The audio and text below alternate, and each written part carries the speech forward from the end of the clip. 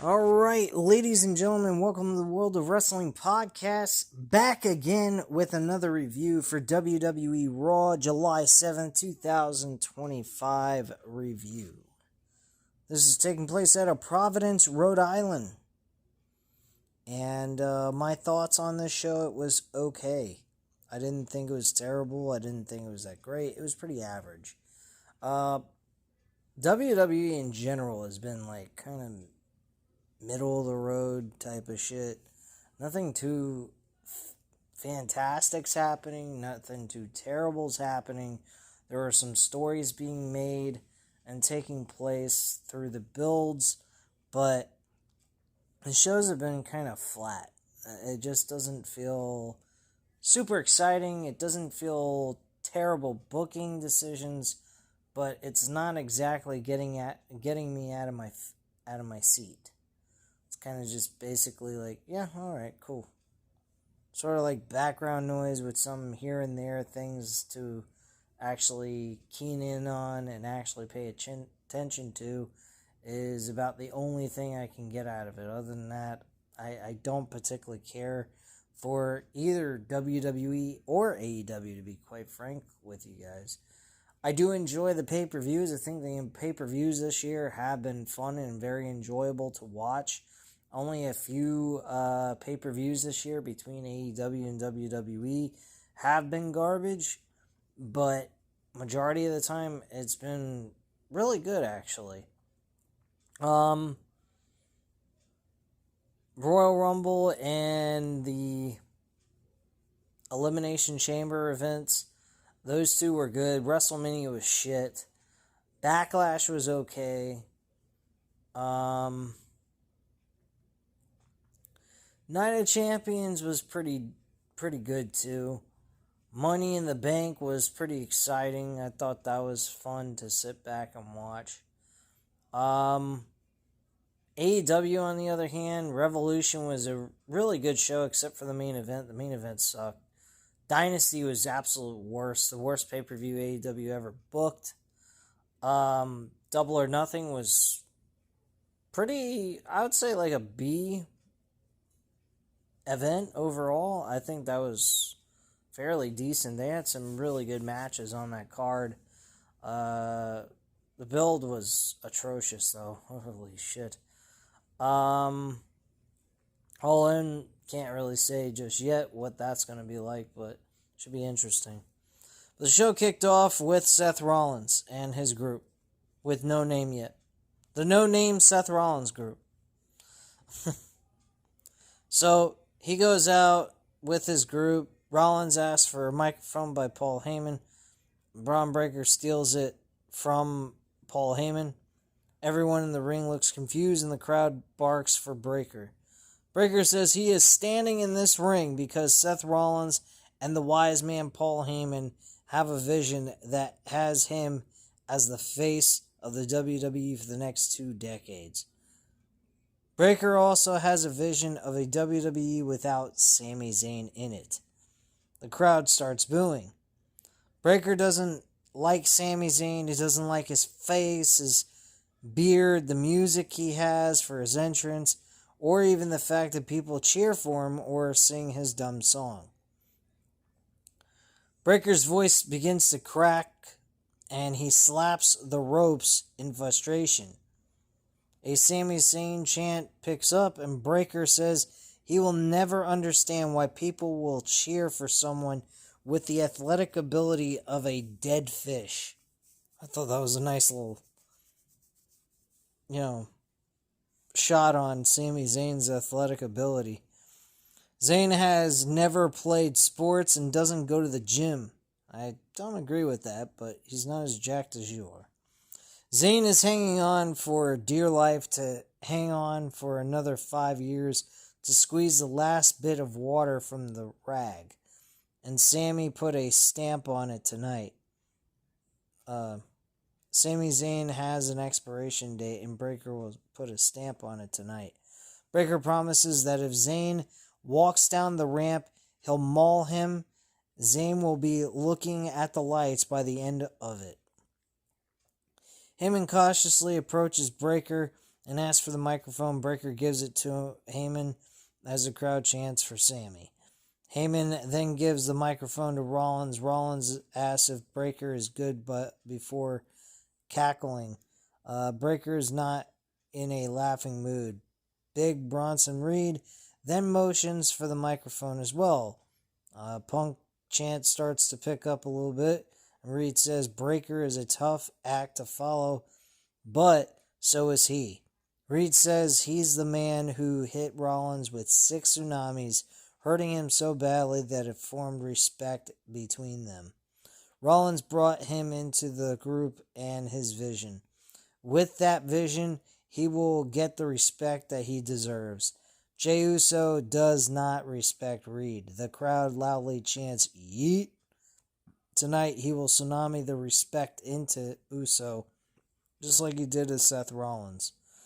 I don't know, man. That seems a little odd to have a guy that keeps putting out there in the open that, oh, I tsunamied your ass 6 different times last year before going on injury. Would I really want this guy on my side?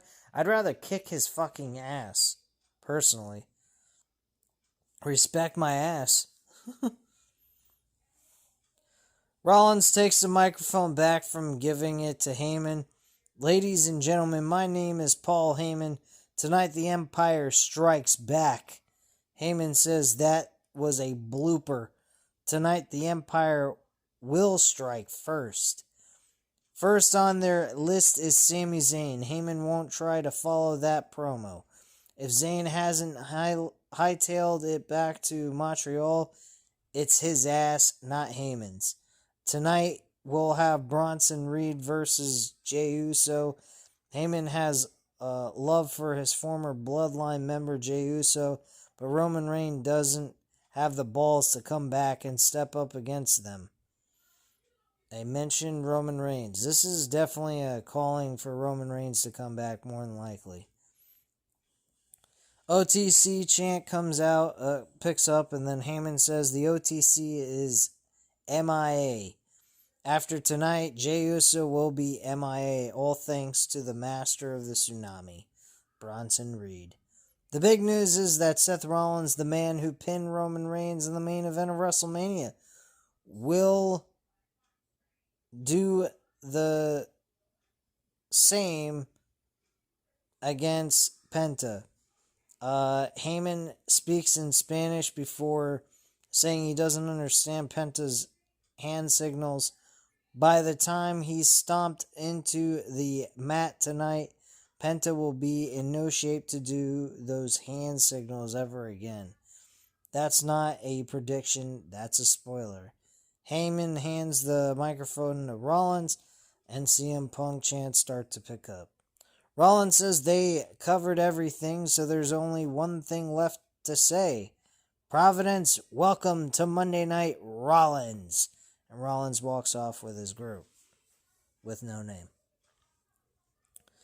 They should call it the No Name group.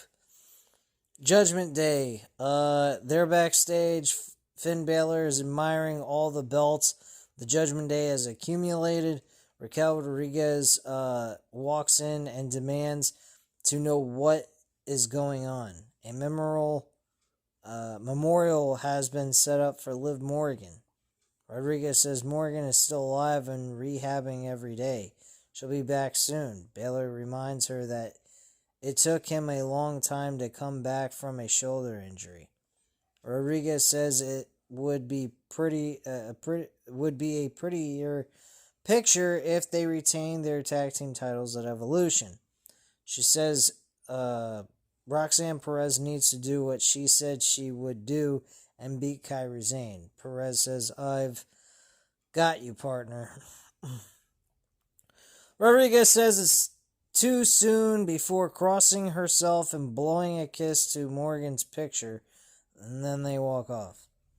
JD McDonough asks Balor if he knows their plans. Balor doesn't know. McDonough says that Raw GM Adam Pearce's office is right down the hall. They should go over. Balor likes the idea. Dominic Mysterio points to the cake and thanks them for getting it for him. They say they didn't get it and leave. The cake says, "Get well soon, Dom," from AJ Styles. Or just AJ. And then AJ Styles emerges from the shadows and motions that he's watching Mysterio. Mysterio says he has a doctor's note, but Styles disappears. Jeez, when are they going to do this fucking match? At SummerSlam? Probably.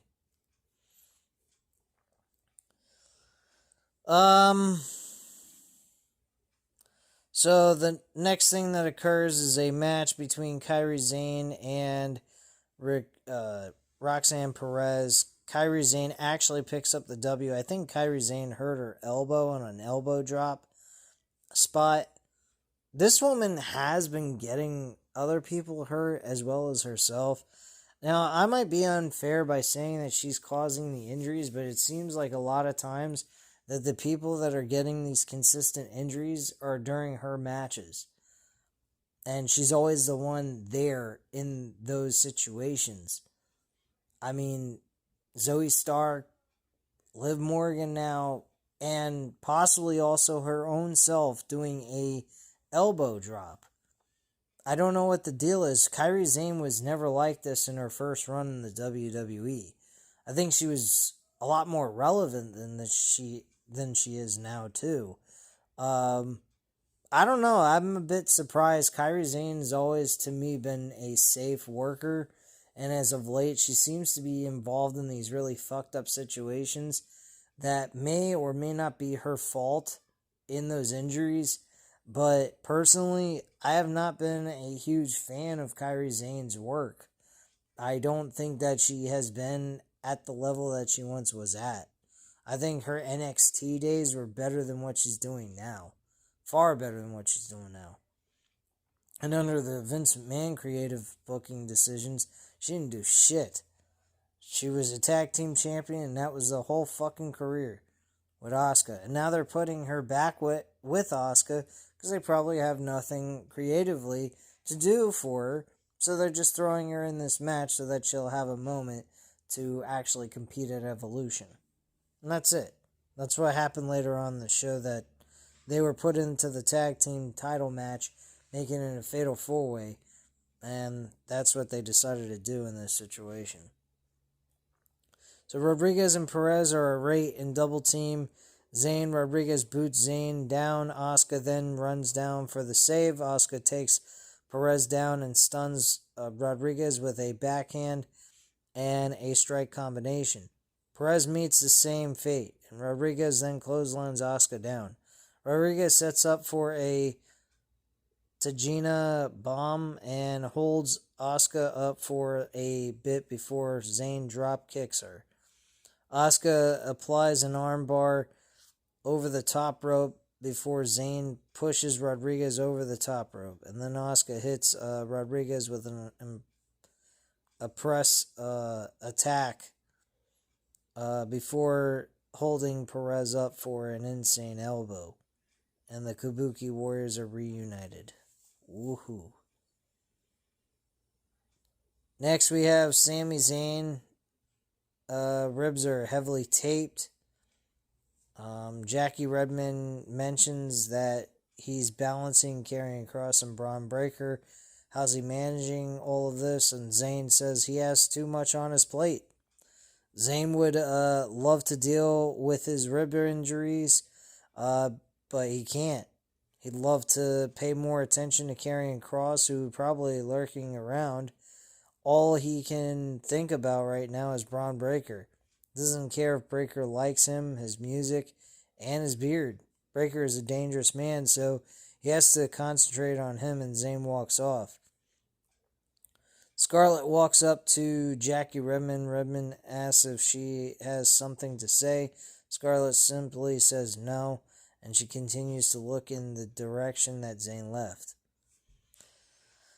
Back at the GM, Adam Pearce's office, American Made is talking to Adam Pearce. They are concerned about El Grande Americano competing. Brutus Creed says it's impossible because Chad Gable is hurt. Julius Creed slaps his brother on the back of the head as if they know that El Grande Americano is Chad Gable, and Pierce asks what Gable has to do with it. Brutus says El Grande Americano can't compete. Pierce says Americano requested the match himself before inquiring why they were really there. Ivy Nile says she wants a spot in the Battle Royal at Evolution, and Pierce says she's in. Nile is happy and they leave. Kabuki Warriors come in and they're announced that they're going to be part of the Fatal 4-Way Tag Team match for the Tag Team titles. And there you go. We get a video package and Nikki Bella says it's been a few weeks since she's been back. She wanted to talk about Evolution, but instead she got into a confrontation with Liv Morgan. Morgan questioned her womanhood, her legacy, and attacked her. It all lit fire in her, and Bella wants to return to the ring to have one more moment to prove to her fans and Bella Army what she can do. She wants to show her son what the WWE Universe has seen, and Bella will be in the Battle Royal. She'll be facing the best women in WWE, but she'll do whatever it takes to win. Bella wants the title opportunity at Clash in Paris, and you don't run from your past. You build a future that no one can ever take. She will prove why she is fearless. Oh, whoop-de-fuck-you-do. Sami Zayn gets attacked during his entrance by carrying Cross from behind with a lead pipe. And Scarlett appears from behind Cross, and Cross has the lead pipe and smashes Zayn in the ribs again. GM Adam Pearce runs out with the WWE officials to pull Cross away, and Zayn is in pain. Next up, we had Adam Pearce back from a commercial break checking in on Sami Zayn. Zayn pulls his shirt off and tells Pearce that he can go. He signed up for this match and will see through with it. Okay, so the match takes place. Sami Zayn gets speared about 3-4 times in this match, gets his ass kicked, and at the end of all this is stated that he is no longer able to compete by doctor's orders. He's going to be out for a period of time. I personally, really, what I'd do to sell this shit, I'd have Sami Zayn out of the picture for the entire year. Have him appear in January, like the first week of January, and announce himself going into the Royal Rumble. That's simple. Nothing else that needs to be done here. Sami Zayn deserves some time off. Sami Zayn clearly looks like he's been dealing with some issues and whatnot, so I would just keep him off TV to guarantee that you get your Royal Rumble winner to actually close out at the Royal Rumble and win. So that's the direction I'd go with it. Some people might disagree, that's fine. I mean, if you want to bring him in for Survivor Series War Games, leave him out till then. I guess you could do that as revenge. And then build him up for the Royal Rumble. I mean, that would make sense too. But that's just me.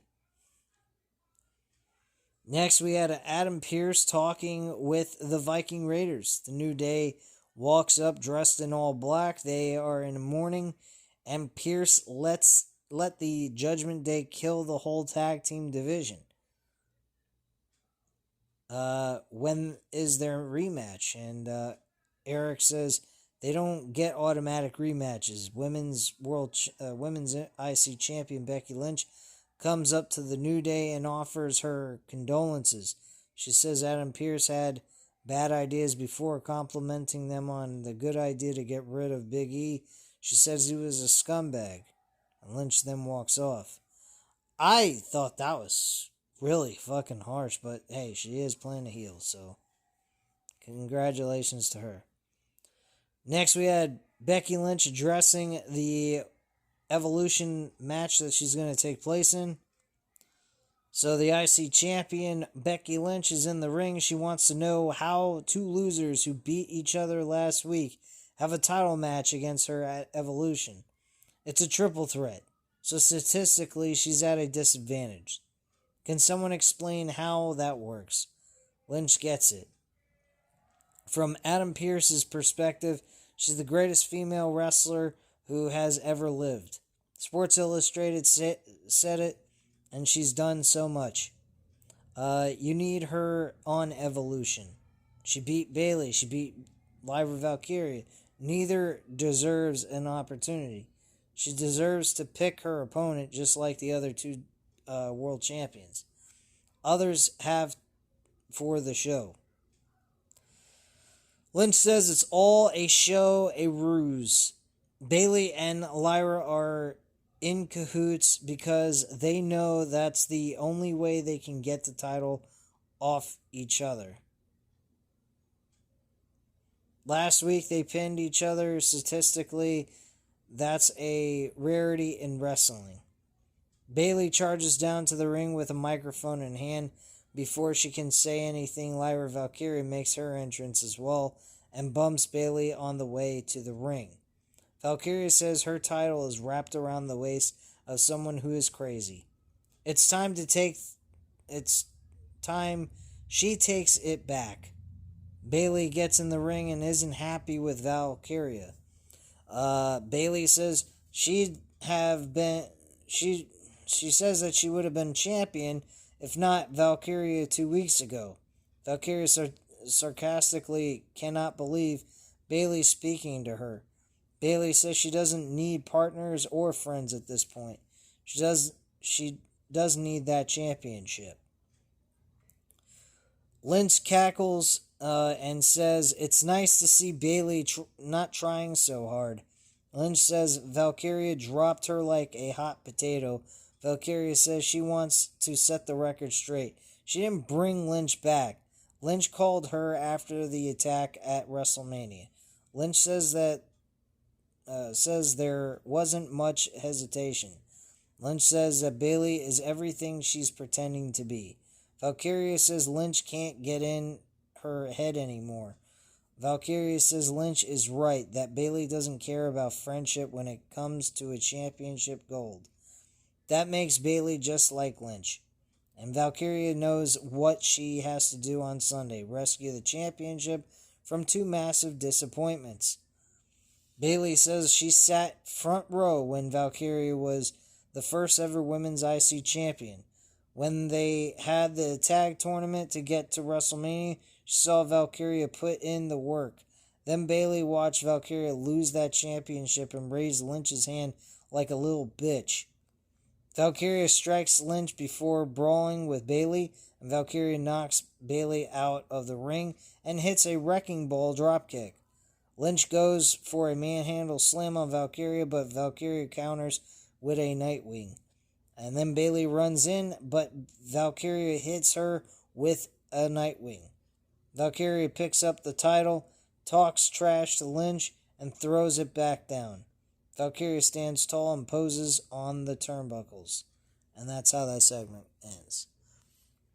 My personal feelings, I think Becky Lynch is going to retain her championship. I don't see her losing this belt. I see Bayley and Valkyria going in a one-on-one match over nothing, over just grudge at SummerSlam. I think that would be a great idea to do, instead of just being about championship gold. So, just my thoughts. Seth Rollins is in the locker room with Big Bronson Reed and Braun Breaker. Rollins says the match with Sami Zayn went exactly as it should have. Rollins notices Breaker has his head down. Rollins asks what's wrong. Breaker asks what they're going to do about Karrion Kross. People are going to think he couldn't do it on his own. Rollins tells him to forget about Kross. Breaker still got Zayn with 3 spears. Paul Heyman walks in looking sad. Heyman asks if they heard the news. Heyman says Sami Zayn is out of action indefinitely. And Heyman smiles and they all celebrate. Rollins asks why Bronson Reed is laughing because Jey Uso is in perfectly fine health. Reed says he won't be when he's done with him. And Reed walks off and Rollins smiles. As for reverse psychology. Jey Uso, Big Bronson Reed match. This went nowhere. It ended up being a disqualification. Jey Uso ends up winning. The whole purpose of this was just Bronson Reed beating the living tar out of Jey Uso, and Bronson Reed did exactly that. He hit multiple tsunamis and all kinds of shit. And that's pretty much it. Next, we had a video package of LA Knight. It says Seth Rollins really chapped him. Rollins has a lot of paying to do because he's in debt. Rollins got something that belongs to him. Rollins is Mr. Money in the Bank. It's his to carry the burden, and that burden will be heavy. Knight will show Rollins what he's about. Okay? Next, we get a video package of Rhea Ripley has never defeated Io Sky. They show all the time Sky has defeated her. Ripley says Sky has had her number every step of the way, whether it was at the Mae Young Classic, NXT, or the Women's World Championship. She's been a step ahead. This is her division because Mommy's always on top. Io Sky says no one in the division will ever take the title from her. Highly doubt that. Eventually someone is going to beat you. Next we had El Grande Americano with Dragon Lee. This was actually Kaiser playing as Americano. Of course, because he's fucking way taller. Way more muscular, I would say. And he's got some missing tattoo that Michael Cole pointed out during the match. But yes, Americano, a Grande Americano ends up winning this match. Kaiser, I mean, he is doing absolutely fucking nothing. I don't know what's going on with him. Ever since they moved him away from Gunther, he's just turned into a big giant fat L. Like literally, he is doing nothing creatively. They're doing nothing of any sorts. And all Americano is for him is just something to do at this point. But creatively, he ain't doing nothing with him.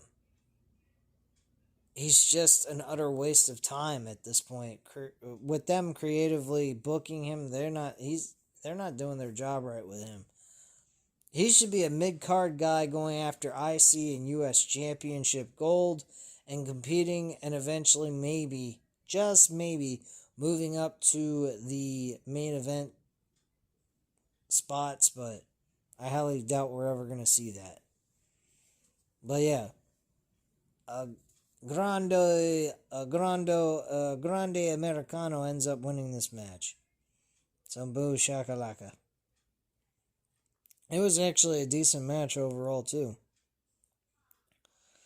Backstage, Penta's warming up when Paul Heyman approaches him. Heyman says, as Seth Rollins' personal oracle, he speaks some insults in Spanish, and Braun Breaker walks up, but Penta says, Cero, Medo, and Penta walks off. And Heyman and Breaker talk about how much they hate the hand motions. Absolutely agree with that. Stephanie Valcour was announced that she will be in the Women's Battle Royal for Evolution. World Heavyweight Champion Gunther makes his way to the ring. He'll defend his title against Goldberg on Saturday night's main event. It could be Goldberg's final match, depending on whether he wins or not. A Goldberg chant fires up. Gunther says that at Saturday night's main event, he will defend his world championship against Bill Goldberg. For the last 2 weeks, he's been verbally abusing Goldberg in the middle of this ring. So far, Goldberg has done nothing about it. Gunther can only assume that Goldberg is afraid of him and the pressure. Goldberg then approaches the arena in a Camaro, an old classic Camaro, I think like a 1960s Camaro, and The crowd roars at the sight of the WWE Hall of Famer. Goldberg walks with a purpose backstage, enters into gorilla position, and goes out to the stage amidst the sparklers. Goldberg heads down to the ring and gets right in Gunther's face. It's unclear how he heard what Gunther had to say since he was just driving. Goldberg says they should fight right now. Screw waiting until Saturday night's main event. Gunther has been talking too much trash. A holy shit chant picks up, and Goldberg says Gunther has been talking too much trash. Gunther goes to speak, but Goldberg swats the microphone out of his hand. Goldberg gives him a free shot before blocking it and punching Gunther to the ground. Goldberg sets up for a spear, but Gunther bails out of the ring, and Goldberg shouts 5 days. The crowd chants Goldberg, and calls him a pussy, too, for not wanting to fight him. I don't know if that's being a pussy or not, but shit. I know if I was defending my title against his ass, I wouldn't want to be getting hit by spears by him. Because, I mean, shit, that stuff still fucking hurts when he hits it, man. It's brutal. But I don't know if it's going to be as effective at this day and age with him being as old as he is. So, who knows? Next, we had Penta versus Seth Rollins in the main event. This was a fun main event. Good matchup. Love the way Seth Rollins managed to headbutt Penta right in the groin, making it look like an accident when it looked like he was going for a Mexican destroyer. He ends up hitting him with the low blow, back of the skull headbutt type of move. It didn't look like it was actually a low blow to the ref, which was fucking fantastic. And then he followed that up with a curb stomp and a 1-2-3 victory. I thought that was a fucking great ending. And from there, Rollins tells Heyman to make the call. Heyman gets his phone out. Soon Breaker and Bronson Reed come out to the stage. All of a sudden, LA Knight attacks Rollins from behind with a blunt force trauma. And Breaker and Reed chase him out of the ring. And Breaker trips getting out of the ring and takes a weird header over the barricade. Knight manages to escape. Rollins is a bit stunned from the BFT, and the crowd chants LA Knight as the show goes off the air. And that is your overall consensus of Monday Night Raw. I thought Raw was fair. I thought it was a fun, decent show. But was it spectacular of any kind? Fuck no. It was fair. It was an okay show for what it was. But personally, I think WWE is very dry. There's no huge excitement going on within the company creatively. And it's just overall wrestling-wise, it's been kind of stale as shit. Anything from WWE to AEW. AEW is just fucking nothing creative. There is nothing going on creatively with that company. It is just wrestling all the time. And that's fine and dandy if you're having a pay-per-view show. That's when the wrestling matters, is during a pay-per-view or PLE event, as WWE would say nowadays. That's when wrestling actually matters. During the week-to-week televised shows, we need to see stories being developed with wrestling matches being booked throughout the show to carry on time. Because who the fuck wants to sit through an entire sit in an arena the entire time just watching shit from a fucking screen when they could be sitting at home doing that for free? So that's just my thoughts on that. But personally, thought Raw was an okay show. I give it a C+. I think it was an alright show. And yeah, that's pretty much my feelings on it, but WWE's got no excitement going on, personally. I think the show is lacking excitement, and it just needs to break out and start giving a shit. It's just, like, they seem like they're going through the motions with the effort of putting in some story to, make it passable, but at the end of the day, they're really not trying as hard as they were last year or the year before that. I think by 2022, things seemed to get a little bit better since Vince McMahon was slowly but surely getting removed out of the WWE. And after WrestleMania of last year, WrestleMania 40, everything creatively kind of has gone downhill. Everything's been very safe. Nothing to the extent of being super creative or unpredictable. So it's like, do I really care for this product? Is it getting me all excited? No, it's not. But if you love pro wrestling, you're a hardcore wrestling fan, you're not feeling like, oh god, this is so fucking terrible to sit through. But there's really not a whole lot of excitement either as a fan. So, kind of kills the enjoyment of being a pro wrestler when there's no major excitement going on throughout most of these shows. So, that's just my viewpoint on that. I don't know what you guys think. If you enjoyed this video, though, go ahead, hit the like button, hit the subscribe button if you're not already subscribed to the channel, of course, and leave a comment down below. I'll definitely get back to you on that. Thank you guys very much for watching, and have a great night, guys. Bye.